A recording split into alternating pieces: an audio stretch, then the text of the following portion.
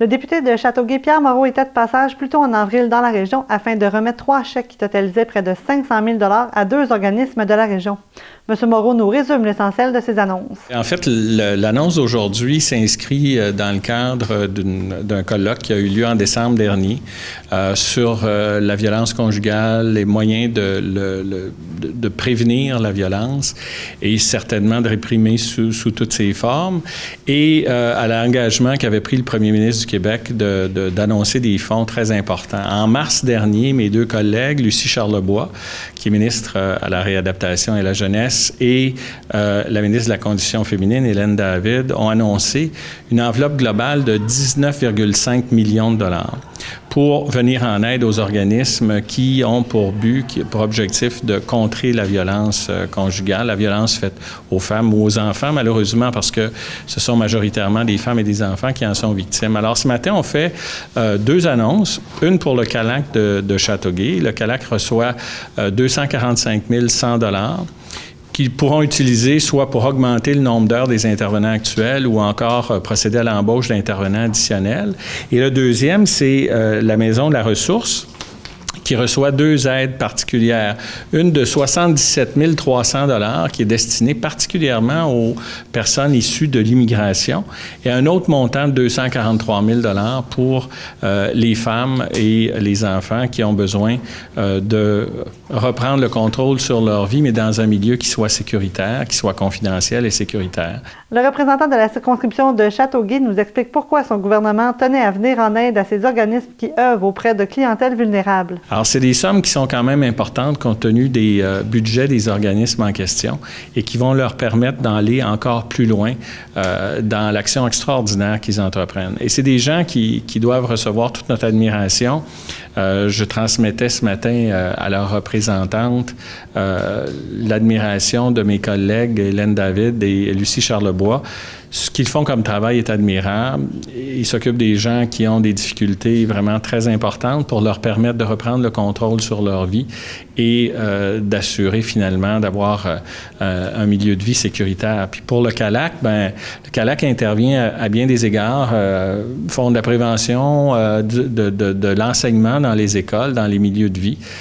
Et je pense que c'est des organismes qui doivent être soutenus. On doit lever nos chapeaux à tous ces gens-là, à ceux qui y travaillent, à leurs représentants, parce qu'ils font un travail fondamental dans notre région.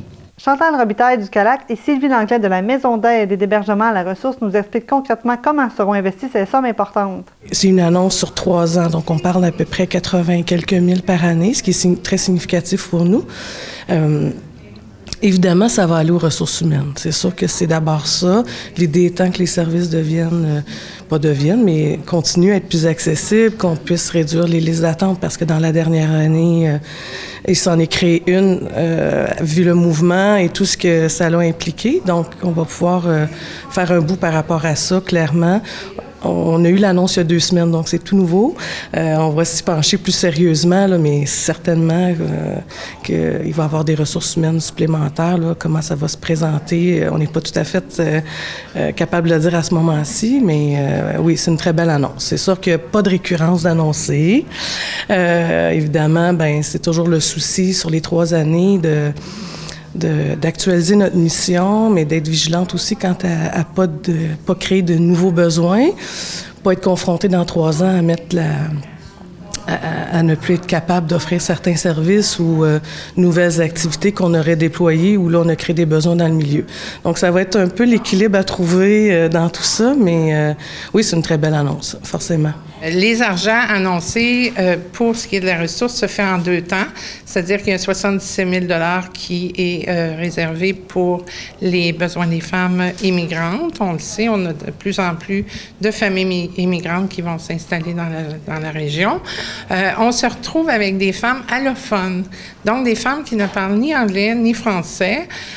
Donc, ça veut dire un accompagnement individuel pour toutes les démarches. Oui, il y a les démarches standards, l'aide juridique, l'aide sociale, l'accompagnement à la cour et tout ça, mais ça prend aussi quelqu'un pour aller acheter du Tampra à la pharmacie pour les enfants. Donc, ces gens-là vont servir à ça, vont servir au niveau de l'interprétariat, parce qu'on le sait, avoir un interprète dans la région, ça se situe entre 125 et 200 $ de l'heure de l'heure. de l'heure. Bon, excusez. Alors, et quand on veut créer un lien avec une femme pour pouvoir la soutenir dans sa démarche, ne serait-ce que pour lui expliquer qu'est-ce qui y arrive, c'est quoi la violence conjugale, qu'est-ce qu'elle peut avoir comme soutien dans la région, lui expliquer le système judiciaire au Québec, ça prend du temps. Donc, on peut calculer facilement un 5 à 6 heures d'interprétariat, ne serait-ce que pour ces démarches-là. Mais en maison d'hébergement, c'est un milieu de vie. Alors, on se retrouve, les travailleuses, à travailler avec les femmes qui sont dans la cuisine avec les enfants. Donc, il faut harmoniser tout ça. On a des petites rencontres une fois par semaine. Là aussi, ça prend un interprète pour que cette dame-là puisse se sentir incluse dans la démarche qu'on fait avec les femmes à la maison d'hébergement. Pour ce qui est de la maison de deuxième étape, ça, c'est un projet qu'on a depuis 10 ans, qu'on en rêve. On a fait l'ouverture officielle le 25 août dernier. On a fait l'ouverture. On a accueilli nos premières résidentes en août dernier. Donc, et ça, on n'avait aucun financement pour ce qui était du suivi auprès de ces femmes-là et de ces enfants-là. Parce que c'est quand même 8 unités là, qui peuvent accueillir des familles plus ou moins nombreuses et des femmes seules. Mais ça aussi, c'est de l'argent non récurrent. Fait que c'est le fun, un gros montant de 243 000, mais on ne veut pas le dépenser non plus n'importe comment. Puis on veut, si on crée des besoins, mais s'assurer qu'on va pouvoir, nous, un petit bout, avoir une pérennité de ça. Donc, ça va servir, entre autres, comme pour mettre en place des outils. On veut de tout cœur pouvoir offrir un service de qualité en continu en engageant du personnel. Mais l'autre constat aussi, c'est qu'on est dans des groupes communautaires, la majorité, c'est des femmes. Alors, c'est de créer des emplois précaires, parce que si on engage des intervenantes auprès des enfants ou auprès des femmes, bien, ça veut dire que je ne peux pas le garantir après le 31 mars 2019. Qu'est-ce qui va arriver? En terminant, les 2 intervenantes confient à TVSO avoir senti l'impact de la vague de dénonciations entourant le #MeToo à l'automne dernier. Du côté de la ressource, on a enregistré entre 8 et 10 appels supplémentaires par semaine depuis. Alors que du côté du CALAC, les demandes d'aide ont augmenté de 147 %.